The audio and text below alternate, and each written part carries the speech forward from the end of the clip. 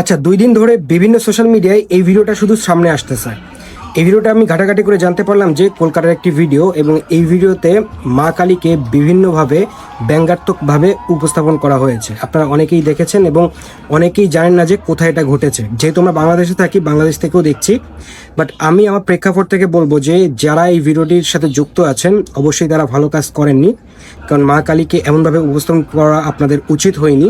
আপনারা নিজেরাই উপলব্ধ করতে পারবেন যে আপনারা কি করেছেন।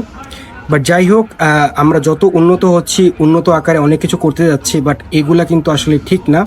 যেটা আমরা করব অবশ্যই শালীনভাবে করতে হবে, যাতে করে আমাদের ধর্মের উপরে কোনো দাগ না আসে, এবং অবশ্যই ঠিকভাবে করতে হবে। আপনারা যারা করেছেন, আমি আশা করছি আপনারা বিষয়টি বুঝতে পারবেন, এবং পরবর্তীতে যারা এই ধরনের পদক্ষেপ নিতে যাবেন অবশ্যই চিন্তাভাবনা করে দেন যে কোনো কাজ করবেন এবং উপস্থাপন করবেন। তা না হলে কিন্তু এই ধরনের যারা আপনারা এই কাজগুলো করছেন এগুলো কিন্তু আসলেই উচিত হচ্ছে না।